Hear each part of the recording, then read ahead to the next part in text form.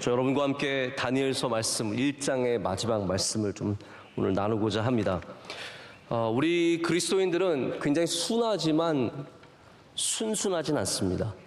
우리가 다 순응하고 가서 사람들이 원하는 대로 사는 그러한 사람들이 아닙니다. 우리 그리스도인들은 제가 지난번 말씀드린 것처럼 저항하는 사람들입니다.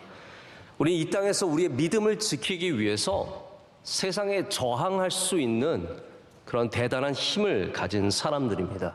그래서 겉으로는 다 소프트해 보입니다. 우리 교인들도 만나면 참 다 부드러워 보입니다. 그러나 또 우리 그리스도인들은 목숨을 걸 만큼 고집 있는 사람들이고 또한 믿음의 신념을 가진 사람들입니다. 다니엘이 바로 그런 험한 시대를 살아가는 하나님의 백성으로서 우리의 모델이 됩니다. 바벨론에서 나 채소만 먹겠노라고, 나 절대로 거기에 절하지 않겠노라고, 나는 기도하러 내 방에 올라가겠노라고, 어떠한 왕의 조서를 받아도 사람들의 눈길이 있어도 그 모든 것 가운데 나의 믿음을 지키기 위해 사는 이 모습이 바로 우리 그리스도인들 오늘날을 살아가는 우리들에게 모델이 된다는 것이죠. 여러분, 하나님의 은혜 주시면 믿음을 지키고 사는 사람들에게는 반드시 주님께서 능력을 더해 주십니다. 이건 조금 다른 얘기일 수 있지만 우리 아틀란타의 성령 사관학교라고 전 장신대 총장이신 장영일 총장님께서 세우신 신학교가 있습니다. 여긴 신학교라기보다는 목회자 훈련 학교입니다. 매번 저희에게 좀 목사님을 좀 보내달라라고 말씀을 하셔서 저희가 이번에 2달 동안 저희 교회 부목사님 2분을 보내드렸습니다. 최현웅 목사님과 김효영 목사님 2분이 가서 2달 동안 훈련을 받고 왔는데 저는 갈 생각이 없었습니다. 왜냐하면 훈련이 너무 빡셉니다. 장난이 아닙니다. 저에게 프로그램을 보여주셨는데 새벽 예배 드리고 나서 아침 식사를 간단하게 합니다. 그리고 나서 성경을 깊이 읽는 시간을 가진 다음에 성경 수업을 합니다. 점심은 안 먹습니다. 점심이 안 나오고 먹지도 못하게 합니다. 본인이 몰래 방에서 과자 부스러기 먹을 수 있겠지만 점심 자체가 없습니다. 왜 점심이 없냐면요, 장영일 총장님이 점심을 안 드신대요. 그분의 신념이에요. 그래서 점심이 없습니다. 식사도 제가 이번에 물어보니까 목사님들한테 식사는 그래도 괜찮게 나왔대요. 목사님, 거의 다 채소였습니다. 거기가 다니엘의 궁정이구나. 근데 놀라운 것은 2달 동안 우리 목사님들이 사실 굉장히 훈련을 많이 받고 고생하고 들어왔는데 분명히 채소만 많이 먹고 왔다고 했는데 얼굴빛이 윤택이 나고 굉장히 건강해 보였습니다. 여러분, 우리가 채소만 먹고 살면 죽을 것 같고 믿음대로 살면 죽을 것 같게 만드는 것이 세상입니다. 세상은 믿음으로 살면 뭔가 안 될 것 같이 자꾸 만들죠. 그러나 우리는 분명히 알아야 합니다. 믿음대로 살면 됩니다. 믿음대로 살면 하나님께서 함께 해주시고 은혜를 주시고 공부하는 데 지혜를 허락해 주시고 일하는 데 능력을 허락해 주셔서 감당하게 하신다라는 겁니다. 여러분, 누가 먹는 거에 이렇게 목숨을 겁니까? 채소 먹겠노라고 뭐하러 그렇게 목숨을 겁니까? 그런데 다니엘은 하나님을 믿는 것에는 목숨을 걸어야 한다는 것을 우리에게 보여주고 있습니다. 여러분들 믿음 때문에 무엇을 지켜보셨습니까? 생각해보면 우리가 살아가는 이 시대도 기독교에 절대로 호의적이지 않습니다. 이 세상은 30년 전에도 호의적이지 않았고 지금도 호의적이지 않습니다. 100년이 지나도 이 세상은 바벨론입니다. 기독교에 호락호락하지 않습니다. 나라가 부유해져서 우리가 주일에 대한 인식이 바뀌어서 그나마 주일에 교회 못 나오게 하는 회사가 없을 뿐이지, 교회 가는 걸 좋아해서 회사나 기관에서 허락해 주는 게 아닙니다.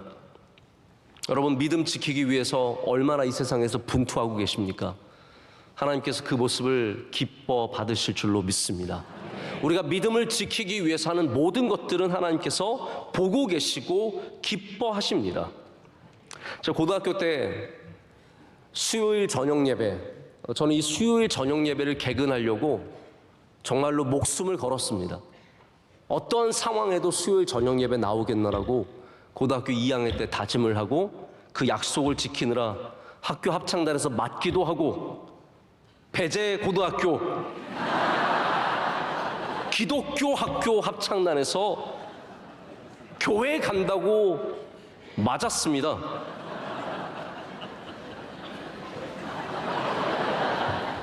군대 가니까 눈 왔다고 주일날 아침에 교회를 못 가게 합니다. 눈 치워야 한다는 거죠. 죽어라고 눈을 치우고 예배 시간에 안 늦게 겨우겨우 예배를 갔습니다. 여러분들은 믿음을 지키기 위해서 어떤 일에서 분투하셨습니까?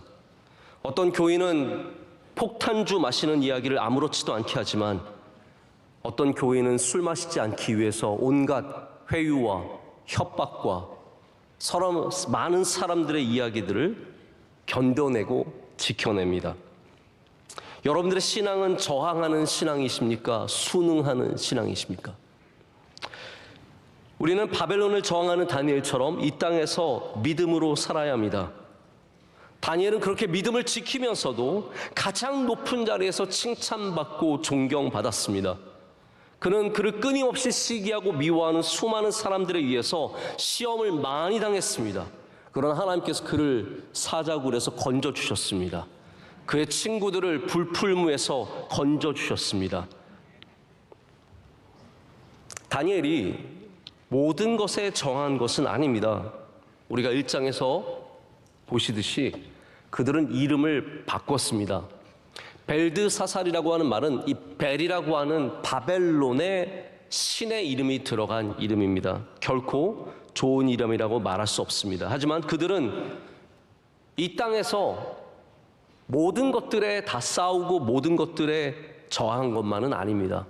이 땅에 우리가 살아가기 위해서 어쩔 수 없이 행하는 일들도 있습니다.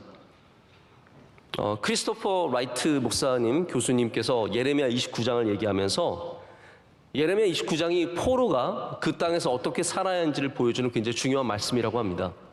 포로들이 우리가 유배당한 이 땅에서 어떻게 살아야 하는가, 우리 하늘의 시티즌십, 하늘의 시민권을 가진 우리가 이 땅에서 어떻게 살아가야 하는가.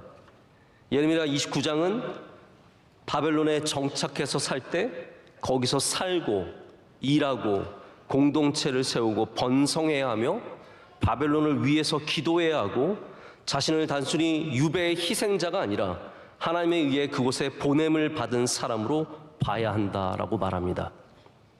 여러분, 우리가 이 땅에 있는 것은, 우리가 어쩌면 예수님을 안 믿는 그 직장에 일하는 것은, 나와 잘 안 맞는 그 사람들과 일하는 것은 단순한 유배가 아니라 하나님께서 그것으로 우리를 보내셨기 때문이 아니겠습니까? 그렇기 때문에 우리는 거기서 하나님의 뜻을 바라보면서 오늘도 우리의 믿음의 날을 갈아야 합니다. 오늘은 그러한 저항 속에서 하나님께서 어떻게 다니엘에게 승리를 주시는지에 대한 말씀입니다. 우리나라의 선조들이 믿음 있는 사람들조차도 일본의 압제 속에서 이름을 바꿔야만 했습니다. 나카무라 상이 되기도 하고 야마모토 상이 되기도 했습니다. 그러나 그들은 믿음만은 변치 않았습니다. 다니엘이 이름은 바뀌었지만 바벨론에 살면서 바벨론의 삶대로 살지 않고 그곳에서 하나님을 믿는 경외하는 믿음으로 승리를 얻게 됩니다. 성경은 다니엘이 훌륭해서 똑똑해서 남들보다 뛰어나서 승리를 얻었다고 하지 않습니다. 하나님께서 주셨다라고 말하고 있습니다. 여러분, 여러분에게 하나님께서 승리를 주시기를 축복합니다. 그래서 오늘 말씀의 제목이 하나님이 주셨다입니다. 제가 지난 주일 때도 오늘 다니엘서 1장의 구조에 대해서 잠깐 언급을 드렸습니다. 1장에는 하나님이 주셨다는 표현이 3번 나온다고 말씀을 드렸죠. 그래서 우리가 1장을 3부분으로 나눠서 말씀을 듣고 있습니다. 첫 번째 하나님이 주셨다는 것은 2절에 나옵니다. 느부갓네살에게, 바벨론에게 이스라엘을 넘겨주셨다라고 말씀하고 있습니다. 두 번째는 9절 환관장에게 은혜와 긍휼을 얻게 하셨다. 여기 우리나라 동사는 얻게 하셨다지만 히브리어는 같은 주셨다라는 동사를 씁니다. 그리고 세 번째 오늘 17절에 학문을 주시고 지혜를 주셨다라고 말하고 있습니다. 하나님께서 주십니다. 하나님을 믿는 사람들에게 하나님은 주십니다. 그거를 믿으셔야 합니다. 주시는 하나님이심을 믿어야 합니다. 예수님은 그거 믿고 기도하라고 말씀하지 않으셨습니까? 구하라, 찾으라, 두드리라. 주님께서 우리에게 기도를 가르쳐 주시면서 하나님은 주시는 하나님이심을 가르쳐 주셨습니다. 근데 우리는 그 말씀을 듣고도 주시는 하나님을 확신하지 못하기 때문에 기도하지 못하고 기도하면서도 믿지 못할 때가 많습니다. 우리가 세상에 살고 있기 때문에 그리스도인으로서 살면서 우리가 말씀 가운데 발견해야 할 것이 있습니다. 이들이 믿음만 지킨 것이 아니라 거기서 학문을 배우고 그리고 뛰어난 저들보다, 저 바벨론 사람들보다, 여기 술객들과 여기 수많은 박수들, 여기 무당들보다 훨씬 더 뛰어난 실력을 갖게 되었다는 것, 여러분 이거 굉장히 우리가 주목해 봐야 하는 사실입니다. 우리가 학문을 공부하고 서적을 읽고 그리고 지혜를 가져야 합니다. 바벨론은 당시 최강국이었습니다. 가장 강력한 국가였습니다. 최강국인 바벨론은 학문이 뛰어났고 그리고 그들은 이미 많은 지식을 담은 서적들, 책들도 갖고 있었습니다. 이스라엘과 비교할 수 없는 수준이었습니다. 여러분 우리나라는 옛날에 70년대, 80년대만 해도요, 미국에 갔다 오기만 해도 지식인인 줄 알았습니다. 그렇지 않습니까? 누가 미국 갔다 왔다 그러면 이 사람 되게 괜찮은 사람인 줄 알았습니다. 그만큼 강대국에서 잠깐 뭐라도 경험해 보는 것이 얼마나 중요한 일인지 모릅니다. 그런데 이 다니엘은 이스라엘에서, 이 변방 국가에서 지내다가 바벨론에 가서 최강국에서 가장 뛰어난 것들을 습득하고 거기에 있어서 남들보다 앞서가는 사람이 되었습니다. 여러분 때로는 우리 대한민국 사람들이 세계에서 강대국들 그런 곳에서 뛰어난 학문을 자랑하고 뭐 축구 손흥민 같은 선수, 이강인 같은 선수, 김민재 같은 선수가 뭐 더 될까요? 뭐 하여튼 축구 선수도 요즘에 잘하는 선수 너무 많아가지고 얼마나 기쁩니까? 거기에 가서 배우고 그들보다 뛰어나진다는 것이 얼마나 놀라운 일입니까? 나사의 수많은 연구원들이 한국 사람들이고 보잉사에, 인텔에, 구글에, 애플에, 픽사에 이 수많은 기업들에 한국 사람들이 들어가서 그들보다 더 뛰어난 실력을 발휘한다는 것은 우리에게 많은 도전을 줍니다. 여러분 그렇습니다. 우리가 이 세상에 살지만 이 세상 사람보다 뛰어나야 합니다. 우리가 바벨론에 사는 그리스도인으로서 대충 살면서 겨우겨우 살면서 그냥 내가 믿음이 있으니까로 만족하지 마시고 다니엘처럼 어디를 가든지 사람들보다 뛰어난 탁월한 주의 백성들 되시기를 축복합니다. 근데 성경에서는 그가 공부했을 때 하나님께서 지혜를 주셨다라고 말하는 겁니다. 실제로 바벨론의 과학은 굉장히 이미 뛰어났습니다. 주전 500년 정도, 뭐 바벨론 다니엘보다 조금 더 뒤라고 말할 수 있지만 바벨론의 천문학자인 나부리만두라는 사람이 있었는데 이분이 그때 이미 주전 500년입니다. 1년을 365일로 계산을 했는데 시간과 초까지 계산을 했습니다. 이분이 지금 365일을 재는 거와 30분 차이로 계산을 했다고 합니다. 여러분 우리가 왜 365일 세는지 아세요? 우린 모르거든요. 2023년을 살아가는 우리는 왜 12달이 12달인지 365일이 365일인지 일주일이 일주일인지 모르잖아요. 아세요? 우리 모르거든요. 왜 24시는 24시입니까? 왜 해 뜨고 해지는, 근데 해는 오늘 왜 5시 반에 졌습니까? 왜 어저께는 5시 34분에 졌습니까? 이거 다 아는 분이 어디 있습니까? 근데 500년, 주전 500년의 바벨론에 살아가는 과학자가 1년을 365일 몇 분 몇 초까지 다 맞췄다고요. 다니엘이 그곳에 가서 그 학문을 배웠을 뿐만 아니라 이들보다 10배나 뛰어난 지혜 있는 사람이 되었다는 것은 얼마나 놀라운 능력인지 모릅니다. 저는 우리 명성교회에 많은 주님의 백성들 가운데 이 세상에 뛰어난 사람들이 많이 나오기를 간절히 소망합니다. 그것이 뭐 우리 교회가 높아지기 위해서가 아닙니다. 우리 교회 유명한 사람 있기 위해서가 아닙니다. 왜냐하면 그것이 바로 하나님의 뜻이기 때문입니다. 바벨론에 살아가는 우리가 바벨론의 학문을 배우되 그것보다 뛰어난 사람들이 되어야 합니다. 여러분, 근데 중요한 것이 무엇입니까? 배우되 뛰어난 사람이 되되 믿음이 흔들리지 말아야 한다는 것입니다. 다니엘의 가장 위대한 점은 10배나 더 뛰어난 지혜를 가졌던 것이 아니라 그의 믿음이 흔들리지 않았던 것입니다. 어떠한 직분을 갖게 되든 총리가 되고 왕보다 귀한 사람이 되고 가장 뛰어난 지혜를 가진 사람이 되어도 그의 믿음이 흔들리지 않았다라는 겁니다. 여러분, 우리는 조금만 높은 좋은 일 생기고 높은 자리에 올라갈 수 있고 돈 벌고 그러면 다 모든 것이 흔들립니다. 여러분, 모든 것이 흔들릴 때 믿음이 흔들리지 않아야 승리할 수 있습니다. 모든 것이 다 바뀔 때 믿음이 바뀌지 말아야 끝까지 갈 수 있는 겁니다. 우리 조강지처라는 말 있지 않습니까? 오래된 말이죠. 제가 뭐 긴 이야기를 다 할 수 없지만 왕이 자기 누이를 주겠노라고 했을 때 그 사람이 거절했습니다. 무슨 말입니까? 저와 함께 술지게매를 먹고 살았던 저희 아내가 있는데 제가 저희 아내를 버리고 어떻게 이 한 몸 출세하려고 왕의 누이와 결혼을 하겠습니까? 안 합니다. 그게 조강지처 아닙니까? 여러분, 높아진다고 좋은 일 생긴다고 흔들리지 않아야 할 것이 있습니다. 가정이 흔들리지 말아야 합니다.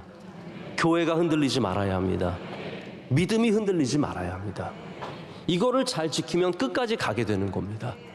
근데 우리는 조금만 잘 되면 가장 중요한 것들이 흔들린다는 거죠. 믿음이 흔들리고 교회 나오시던 분이 잘 되면 교회 안 나오고. 저는 우리 교회 연예인이 많이 안 나오는 게 좋지는 않지만 좋습니다. 연예인들 많이 나오면 좋겠죠. 보기에 좋으니까요. 근데 제가 연예인 많이 나오는 교회 목사님과 한번 얘기를 나눴는데 굉장히 훌륭하신 목사님이에요. 그분 교회는 연예인들이 너무 많아서 그냥 다 연예인이 앉아있다고 보시면 돼요. 근데 그분이 또 좋아하는 연예인이 있대요. 그 수많은 연예인 가운데 그 목사님이 정말로 좋아하는 배우가 있는데 한 번은 설교하는데 그 배우가 원래 한 번도 안 오던 배우가 뭐 친구 따라왔는지 그 교회 와서 앞에 앉아 있는데 목사님이 그 수많은 영화 배우와 뭐 수많은 사람들 보고도 꿈쩍 안 해요. 그분이 앉아 있으니까 설교가 안 되더래요. 남자는 다 똑같습니다, 여러분.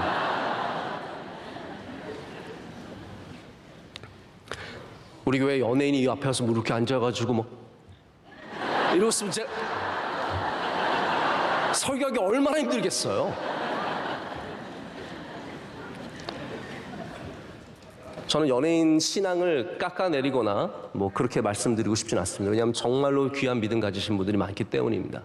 하지만 바빠지면 잘 되면 얼마나 쉽게 떠날 수 있는 사람들이 또한 그렇게 유명한 사람들, 잘 나가는 사람들인지 모릅니다.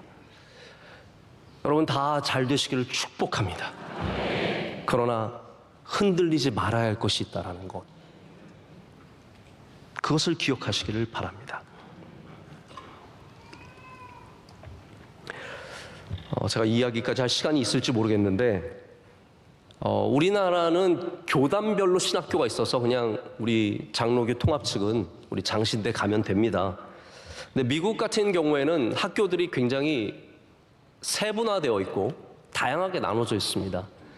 대학교에 소속된 디비니티 스쿨을 가진 학교들이 뭐 예일이라든지 하버드 같은 학교들이고요. 그 다음에 신학교로 독립적으로 존재하지만 우리가 보통 메인라인이라고 하는 진보적인 신학교들이 있습니다. 뭐 프린스턴 같은 경우, 이런 경우가 신학교지만 좀 더 진보적인 학교입니다. 그래서 복음주의 학교들이 굉장히 또 반면에 많은 사람들이 찾게 되는 학교입니다. 뭐 여러분이 잘 아시는 풀러라든지 우리 교회 지난번 말씀을 전해주셨던 탈봇 신학교라든지 트리니티, 휘튼, 이런 학교들이 다 복음주의 신학교입니다. 저는 가끔 이제 신학생들이 우리 후배들이 목사님 어디를 가야 할까요? 라고 물어볼 때 제가 굉장히 주저하게 됩니다. 왜냐하면 알거든요. 이런 메인라인 학교들, 보통 우리가 들으면 오 하는 그런 학교들은 가면은 정말 성경을 난도질해서 하나님은 안 계신 거고 그냥 이거는 학문일 뿐이에요. 신학교 교수님들 중에서 미국에 교회 예배 나가시는 분 많지 않습니다. 그런 학교에 가서 어떻게 신앙을 지키겠습니까? 그래서 그런 좀 복음주의 좋아하시는 그런 학생들이나 후배들한테는 오히려 복음주의 학교를 제가 권유합니다. 근데 저 같은 경우에는 진보적인 학교를 나왔습니다. 굉장히 진보적인 학교를 나왔죠. 그런데 제가 진보적인 학교를 다니면서 감사했던 건 뭐냐면 정말로 새로운 많은 관점의 학문들을 접할 수 있었지만 하나님이 저에게 주신 은혜가 뭐냐면 믿음을 지키게 하셨습니다. 저의 믿음이 단 하나도 흔들리지 않았습니다. 그래서 저는 어떠한 신념을 갖고 있냐면 믿음이 있으면 어디 가서 공부해도 괜찮다는 거예요. 어디 가서 뭘 해도 괜찮다는 겁니다. 다니엘처럼 바벨론에 가도 되고요, 미국에 가도 되고, 남아공에 가도 되고, 에티오피아 가도 되고, 어딜 가도 믿음이 있으면 그 믿음이 우리를 인도하고 우리를 끌고 가는 것입니다. 그렇기 때문에 여러분 두려워하지 마시고 믿음으로 나아가시길 축복합니다. 믿음을 지키면 어디서든 잘 될 수밖에 없습니다. 다니엘과 다니엘의 친구들이 갖고 있었던 가장 귀한 장점 중에 하나가 바로 이렇게 바벨론에 가서 그들의 학문을 습득했다라는 것이죠. 배웠다라는 겁니다. 여러분, 다니엘이 이때 배운 것으로 끝났을까요? 저는 그렇게 생각하지 않습니다. 다니엘이 약 70년 정도 공직에 있었습니다. 지금 우리나라 공무원은 70살까지도 못하는데 다니엘은 이 소년 때부터 공직에 약 70년까지 있게 되는데 다니엘이 이때만 공부했을까요? 아닙니다. 다니엘은 아마 평생 공부했을 것입니다. 그는 평생 배웠을 것입니다. 그랬기 때문에 정권이 바뀌고 왕이 바뀌고 수많은 변화 속에서도 그가 가장 지혜로운 사람의 그 일들을 감당할 수 있었습니다. 여러분, 우리가 정말로 다니엘과 다니엘의 친구에게서 배워야 하는 중요한 자세가 있습니다. 제가 우리 피텍 교육에서도 항상 강조하고 우리 청년대학부에서도 강조한 것인데 바로 teachability입니다. 배울 수 있는 자세. 예수님께서 하신 가장 중요한 사역 세 가지가 뭘까요? 제가 헬라어를 사용하지 않아도 여러분이 충분히 잘 아시는 내용들입니다. 예수님이 하신 일은 첫 번째로는 복음을 선포하셨습니다. 할렐루야. 그리고 두 번째로는 가르치셨습니다. 세 번째로는 병자를 고치셨습니다. 이것이 예수님이 하신 가장 중요한 세 가지 사역이라고 보통 말을 합니다. 복음의 선포, 가르치시는 일, 그리고 고치시는 일. 여기 보십시오. 여기 가르치시는 일. 예수님의 제자는 그렇기 때문에 이 가르치시는 예수님 앞에 앉을 수 있는 배움의 자세가 있어야 합니다.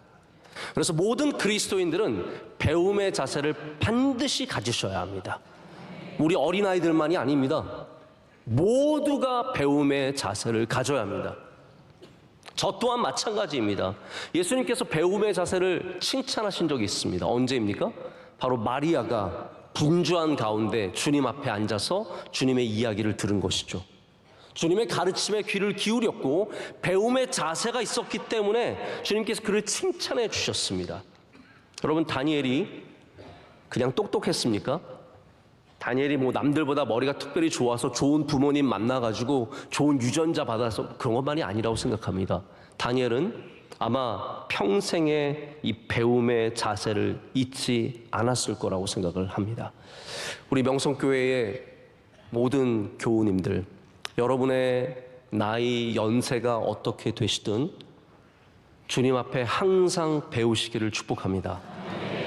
그 배움의 자세를 잊지 않으신다면 우리는 분명히 이 세상의 사람들보다 더 뛰어난 지혜로 이 땅을 살아가게 될 줄로 믿습니다. 오늘 마지막 절은 제가 20절까지밖에 안 읽었지만 21절 말씀까지 좀 드리도록 하겠습니다. 21절 말씀, 우리 혹시 성경을 열고 계시면 함께 한번 읽어볼까요? 다 읽겠습니다. 다니엘은 고레스 왕 원년까지 있으니라. 아멘. 자, 이게 뭐 여러분에게 별로 다가올 만한 얘기는 아니죠. 뭐 고레스 왕 원년까지 있었다, 뭐 그런가 보다라고 생각을 하시겠지만 이게 70년 뒤라는 게 중요한 겁니다. 그만큼 오랜 세월을 수많은 정권이 바뀌고 나라가 바뀌고 왕이 바뀌는 가운데 다니엘은 계속해서 궁정에 있게 됩니다. 자, 1장이 지금 벌어지는, 이 사건이 벌어지는 장소가 궁정입니다. 팰레스입니다. 왕의 궁정입니다. 그러니까 다니엘이 이 궁정에 고레스 왕 원년까지 있었다라고 성경은 기록하고 있습니다. 10장에 가면 고레스 왕 3년에 다니엘이 환상을 받은 이야기가 나옵니다. 그러니까 다니엘이 고레스 왕 원년까지만 산 것이 아니라 그 이후까지 살았지만 바로 이 궁정에는 고레스 왕 원년까지 1년까지 있었다라는 것을 성경이 기록을 하고 있습니다. 그럼 바벨론이 영원할 것 같죠? 그러나 바벨론이 결국 무너졌습니다. 우리 21세기에도 우리가 생각하기에는 이 나라들 그냥 이렇게 쭉 갈 것 같은데 그렇지 않습니다. 제가 아프리카 가끔 지도를 보면서 뭐 또 새로운 나라가 생겼어요. 전에 몰랐던 나라가 막 생겼고 있었던 나라가 없어지고, 유럽에도 여러분 근 몇 년 사이에 놀라운 변화가 있어서 옛날에 뭐 체코슬라바키아가 있었다면 지금은 또 여러 나라로 갈라졌고, 상식이 있어야 되지 않겠습니까? 그 정도는. 20세기에 온 우주의 가장 큰 변화가 뭔지 아십니까, 여러분? 이걸 모르시는 분들이 많은데 금성이 LG가 된 것이 가장 큰 변화라고 제가 들었습니다.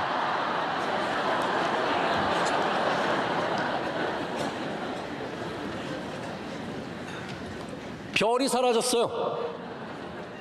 저희 어렸을 땐 골드스타가 있었습니다. 텔레비전 골드스타. 혹시 골드스타 TV 있으셨습니까? 잘 사는 집들은 골드스타가 있었습니다.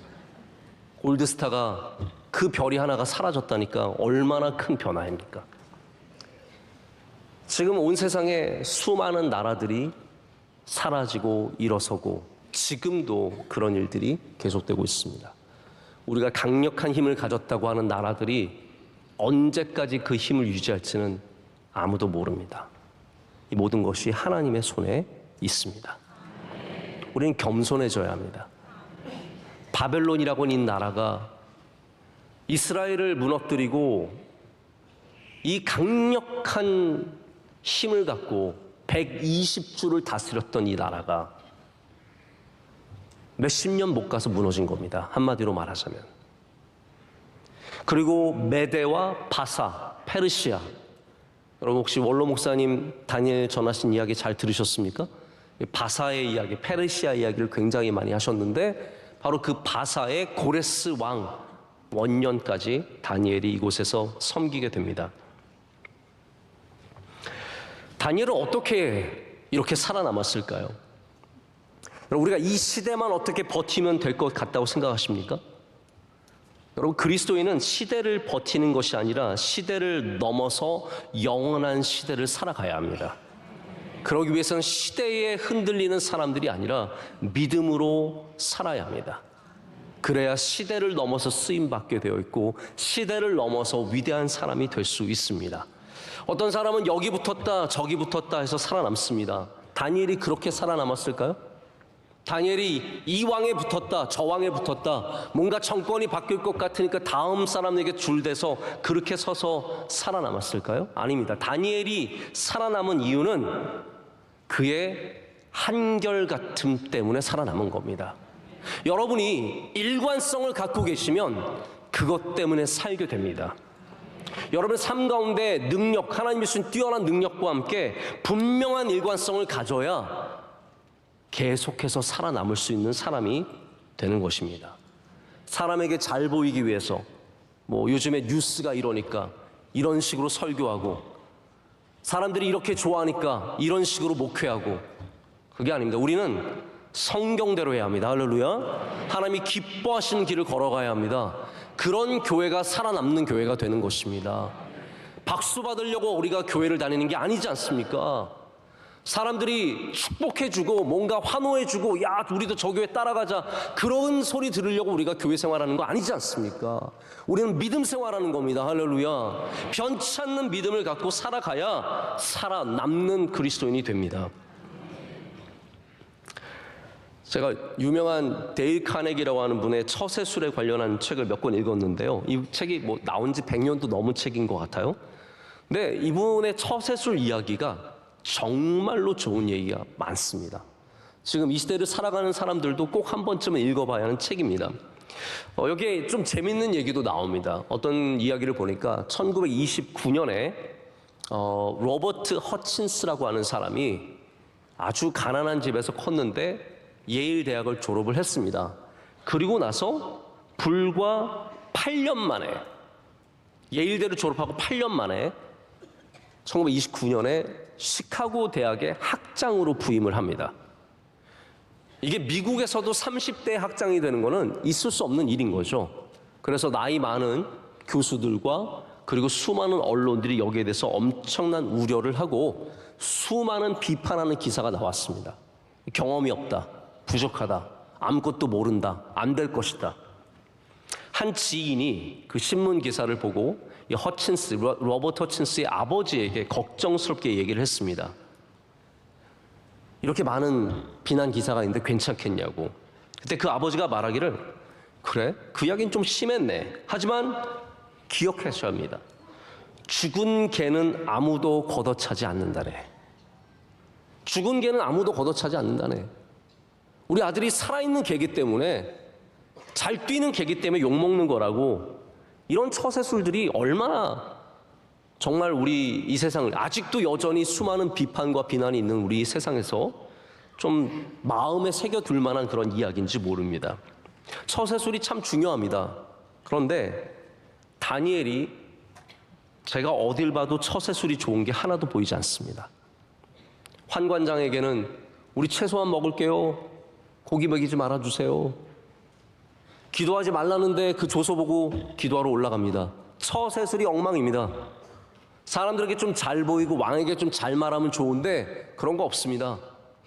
당신 다음날 죽는다고 그대로 얘기합니다. 그래도 좀 살겠죠. 이런 거 안 합니다. 하나님이 이미 심판하시기로 작정하셨고 당신의 나라는 끝납니다. 당신도 내일 죽습니다. 처세술이 하나도 없습니다. 데일 카네기의 책에도 어디 가서 줄 잘 서라는 말, 남들에게 그냥 잘 보여서 좋은 말 하라는 거 하나도 없습니다. 다만 신념을 끝까지 지키라는 말은 있습니다. 여러분, 뭐가 처세술입니까? 우리 그리스도인의 진정한 처세술이 무엇입니까? 어떻게 하면 우리가 70년을 이렇게 나라가 바뀌고 사람이 바뀌는데 어떻게 버틸 수 있을까요?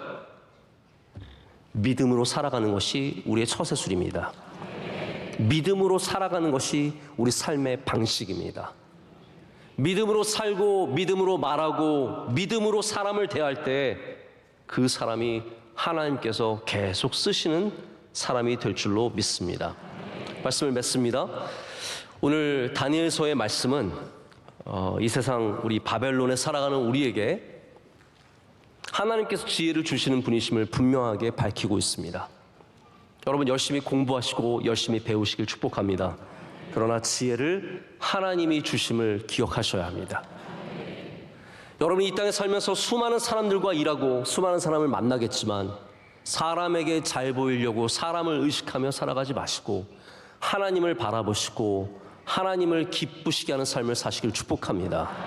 왜냐하면 하나님께서 우리를 붙잡아 주시고 하나님만이 우리를 구원하실 수 있으시기 때문입니다. 우리 모두가 이 바벨론에서 다니엘처럼 하나님의 영광을 드러내며 믿음의 신념을 지키며 때로는 저항하며 때로는 이 땅의 사람들과 경쟁하여 더 탁월하고 뛰어난 능력으로 주님의 영광을 나타내는 우리 모두가 되기를 간절히 소망합니다. 우리 함께 찬양하겠습니다.